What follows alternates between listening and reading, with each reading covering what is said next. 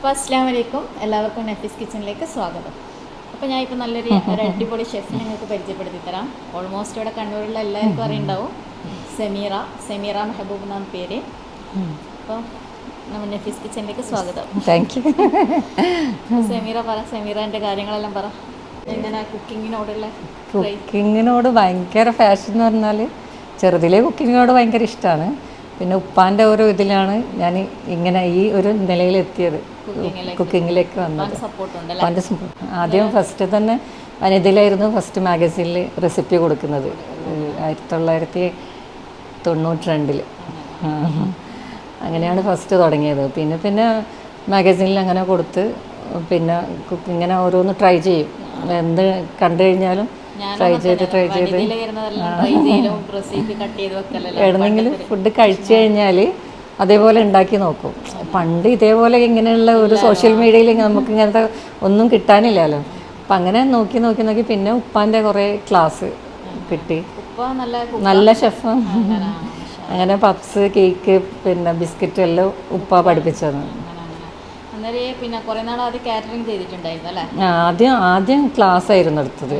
ആദ്യം പിന്നെ ഫോറിനേഴ്സിന് cookery class Ayurveda ഹോസ്പിറ്റലിൽ എടുത്ത്, എന്നിട്ട് പിന്നെ പാചകറാണിയിലേക്ക് വന്നു.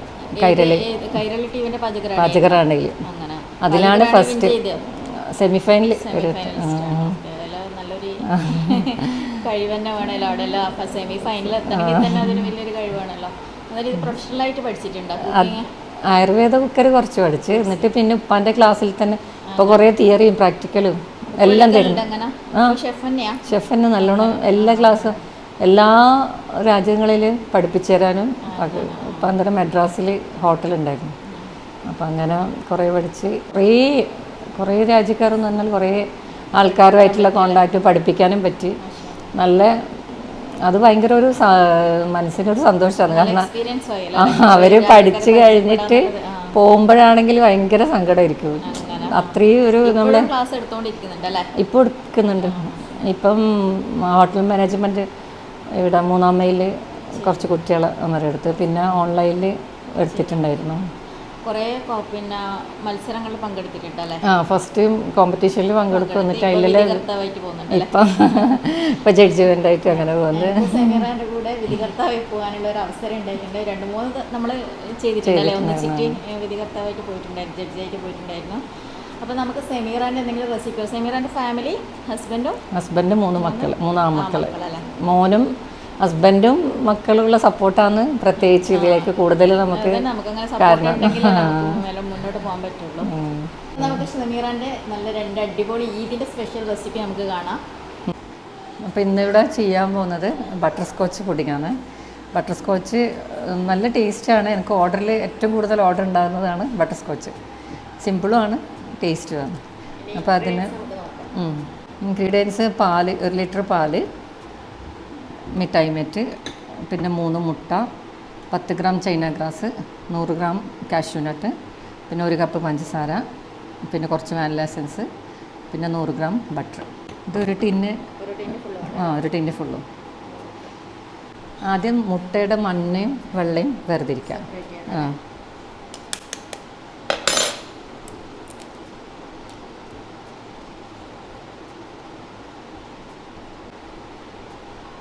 മുട്ടൻ്റെ വെള്ള വേറെ, മഞ്ഞ വേറെ ആക്കി ഇത് ബീറ്റ് ചെയ്യേണ്ടതാണ്. മുട്ട വെള്ളം അതൊരു ബൗളിലേക്ക് മാറ്റാം. ഈ മുട്ട മഞ്ഞ ഒന്ന് അടിച്ചിട്ട് പാലും മിൽക്ക് മെയ്ഡും ഈ മഞ്ഞയും കൂടി ചേർത്തിട്ട് ഒന്ന് തിളപ്പിക്കാം. ഈ മുട്ട പുഡിങ്ങിലേക്ക് വരുമ്പോൾ അങ്ങനെ ഫ്ലേവർ വരുമൊന്നും ചെയ്യില്ല. മിൽക്ക് മെയ്ഡും പാലും അങ്ങനെ ഒരു കസ്റ്റേർഡ് ഉണ്ടാക്കുന്നത്, അപ്പം അതിൻ്റെ ഫ്ലേവർ അങ്ങനെ വരും. ഇത് 10 ഗ്രാം ചൈന ഗ്രാസ് 1 ഗ്ലാസ് വെള്ളത്തിൽ ഒന്ന് സോക്ക് ചെയ്ത് വെക്കാം. ഇതിപ്പോൾ 1 ലിറ്റർ പാല് ഒഴിക്കാം.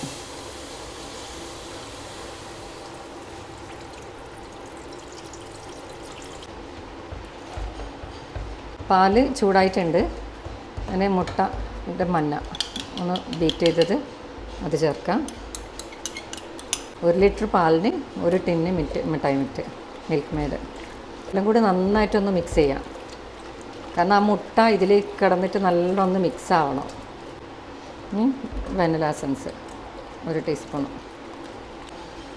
കൈ വെക്കാണ്ട് ഇളക്കണം, അല്ലെങ്കിൽ ആ മുട്ട ഉള്ളതുകൊണ്ട് മുട്ട ഇങ്ങനെ കട്ട പിടിച്ച പോലൊരു അതിങ്ങനെ പാല് തിളക്കുമ്പോഴേക്കും ഇപ്പോഴത്തുനിന്ന് പഞ്ചസാര കാരമലൈസ് ചെയ്യുക.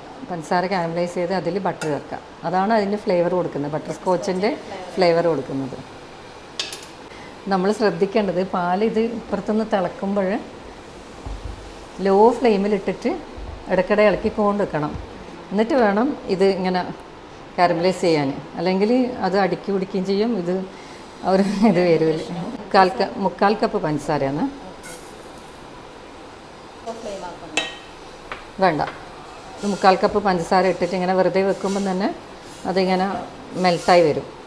അപ്പം നമ്മളെ മക്കളാരെങ്കിലും ഉണ്ടെങ്കിൽ ഒന്ന് ഇളക്കാൻ വേണ്ടി ഒന്ന് ഹെൽപ്പിന് കൂട്ടാം. കാരണം അങ്ങനെയാണ് ഞാൻ എന്തുണ്ടാക്കുമ്പോൾ കുട്ടികളെ വിളിക്കും, കേക്കായാലും പുഡിങ്ങായാലും.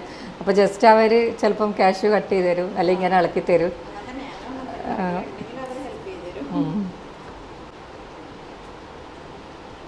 അപ്പോൾ പഞ്ചസാര ഒന്ന് മെൽട്ടാവട്ടെ, എന്നിട്ട് ബട്ടർ ചേർക്കാം. കാരമലൈസ് ആവുന്നുണ്ട്, പഞ്ചസാര നല്ലോണം കാരമലൈസ് ആയിട്ടുണ്ട്. അപ്പോൾ ഒന്ന് ലോ ഫ്ലെയിമിലാക്കാം. ലോ ഫ്ലെയിമിലാക്കിയിട്ട് ബട്ടർ ചേർക്കാം. ബട്ടർ ചേർത്ത് വേഗം തന്നെ ഒന്ന് ഇളക്കിക്കൊണ്ടിരിക്കുക. ഇതാണ് ബട്ടർ സ്കോച്ച് പുഡിങ്ങിൻ്റെ ഫ്ലേവർ കൊടുക്കുന്ന സാധനം. കുറച്ചും കൂടെ കൂട്ടുക, എന്നിട്ട് ഒന്നും കൂടെ നല്ലോണം ഇളക്കി പഞ്ചസാരയും ബട്ടറും കൂടെ നന്നായിട്ടൊന്ന് മിക്സായിട്ട് നന്നായിട്ട് ബട്ടർ സ്കോച്ച് സോസ് ആയിട്ടുണ്ട്. ഇനി ഇതാ പുഡിങ്ങിൻ്റെ കൂട്ടിലേക്ക് ഒഴിച്ച് മിക്സ് ചെയ്യാം. പുഡിങ്ങിൻ്റെ കൂട്ടി ഇത് ഏകദേശം ഈ ഒരു പരുവത്തിലാവുമ്പോൾ ഈ ബട്ടർ സ്കോച്ച് ഇതിലേക്ക് ഒഴിക്കാം. മിക്സ് ലോ ഫ്ലെയിമിൽ ഇട്ടിട്ട് വേണം ഒഴിക്കാൻ. എന്നിട്ട് ഒഴിക്കുമ്പം ഒരു കൈ കൊണ്ട് ഒഴിക്കുമ്പം ഒരു കൈയോട് ഇങ്ങനെ ഇളക്കിക്കൊണ്ടിരിക്കുക.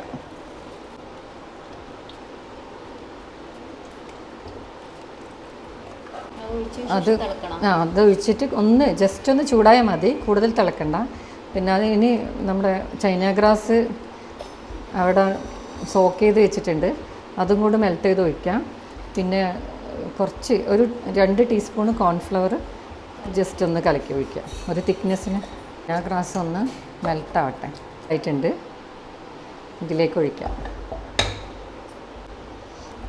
ഈ ചൈന ഗ്രാസ് ഒഴിക്കുമ്പോൾ ഇതിങ്ങനെ ഇളക്കിക്കൊണ്ടിരിക്കണം.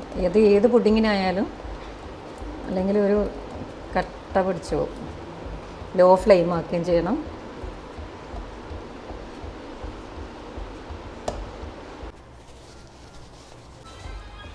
ഇപ്പോൾ ചൈന ഗ്രാസ് ഒഴിച്ച് അപ്പം തന്നെ ഒരു തിക്നെസ് വന്നില്ല, അതുണ്ടാ. ഇനിയിപ്പം കുറച്ച് കോൺഫ്ലവർ, ഒരു 2 സ്പൂണ് കോൺഫ്ലവർ കലക്കിയത് 2 ടീസ്പൂണാണ് ഇതിലേക്ക് ഒഴിക്കുക.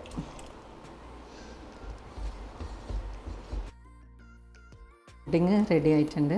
പുഡിങ് ഡിഷിലേക്ക് മാറ്റാം. പാനിൽ നല്ലോണം കുറച്ച് തണുത്തിട്ട് ഇതിലേക്ക് മാറ്റാം. നല്ല ചൂടോടെ ഡിഷിലേക്ക് ഒഴിക്കണ്ട, ജസ്റ്റ് ഒന്ന്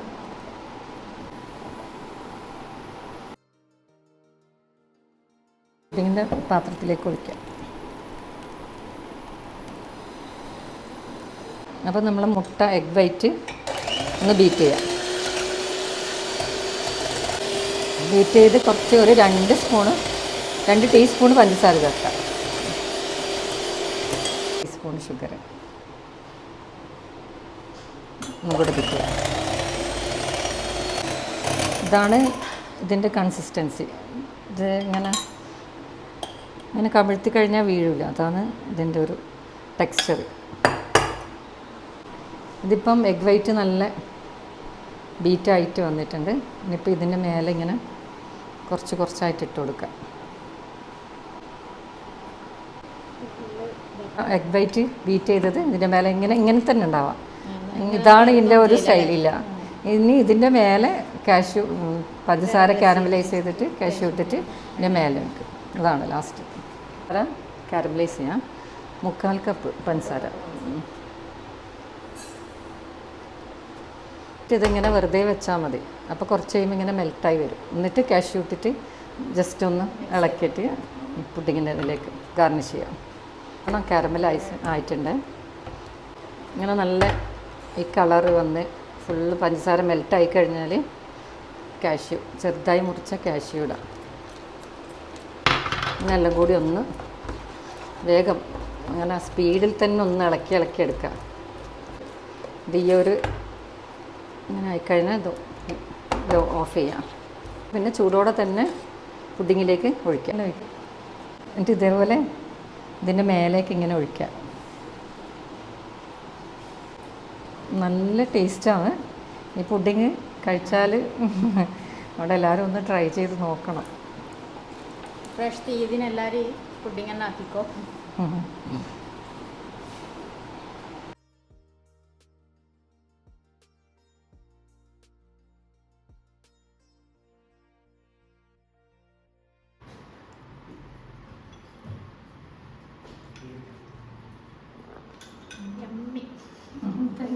നല്ല ബട്ടർ സ്കോച്ചിന് നല്ല ഫ്ലേവർ ആയിട്ടുണ്ട്.